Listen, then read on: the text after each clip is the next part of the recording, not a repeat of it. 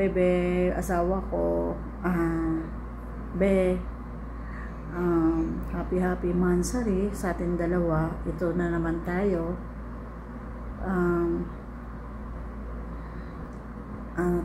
Ito medyo madalian to kasi napagod ata ako ngayon maghapon. Dami kong gawain. Be, sawa ko, bebe ko, thank you so much sa lahat ng pagtsatsaga at sa kabaitan at sobrang pagmamahal mo sa akin. Thank you so much. At hindi ko alam kung paano ko yun susuklian, pero ang alam ko lang, suklian ko ng totoong pagmamahal. And then sana hindi ka manawa sa kakaintindi sa pag-uugali ko. Alam mo kung ano yung ugali ko at alam mo kung gaano ka maldita, pero doon lang yun, hindi yun totoo. Kasi ibig sabihin nun, kung ganon kita kamahal, kaya nagmamalita-malitahan ako. Sige. Be, asawa ko, lagi mong tatandaan, kahit lagi tayo nag-aaway at ilang beses tayong naghihiwalay, pero tingnan mo naman, andito pa rin tayong dalawa at tayo pa rin. Hinihiling ko lang na sana hindi na maulit-ulit yung mga napas natin dalawa, kasi nakakasawa na sinasabi mo sa akin lagi, bebe ko, sana di ka manawa. Ang masasabi ko lang dun sa lagi mo tinatanong sa akin, don't worry be, sawang-sawa na ako, kaya ito na, tinigilan ko yung bisyo natin dalawa, na yung away bati natin, hiwalay balikan, ito na yun, last na to. Dahil sa sobrang sakit ng ulong binigay ko sa'yo, kailangan na, ito lang na paraan na naisip kong gawin at masuklian ko lahat ng pagtitiis at pagmamahal mo sa akin at kabaitan.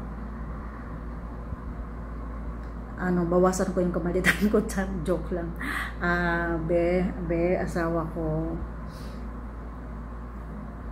may kasabihan sa atin dalawa, asot pusa man tayo, pero ito pa rin tayo ay nagmamahalan. At hanggat kaya natin dalawa at hanggat kaya natin isosolve lahat ng mga problema, lalo sa pagmamahalan natin, go lang ng go.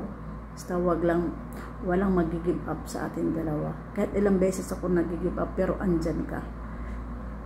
Ako yung tipong ayaw ko kasi kung kinukulit, alam mo yan, pero wala, andyan ka pa rin nangungulit. Kaya believe ako sa'yo. Kaya ito lang may susukli ko sa'yo, be, asawa ko, bebe ko. Ito na, iuwi mo na ako kailan mo gusto. Kung kailan mo gusto, iuwi mo ako, ibahay mo ako. Basta ito ang tandaan mo. I love you so much. Thank you so much. Andito lang ako, kaya huwag ka mag-alala. Pag mag-aaway tayo bukas pagkatapos nitong mansari natin, huwag ka mag-alala be, namimiss lang kita. Kaya nga nangyari yung nag-aaway tayo. Pag nag-aaway tayo, it means miss natin ang isa't isa, ha? Okay? Huwag ma-stress at mag-ingat lagi sa trabaho. Huwag kalimutan mag-pray before pumasok sa trabaho. Yun lang be, ingatan mo lagi ang sarili mo. Andito lang ako, mahal na mahal kita. Always ako mag-aantay sa'yo. Yun lang.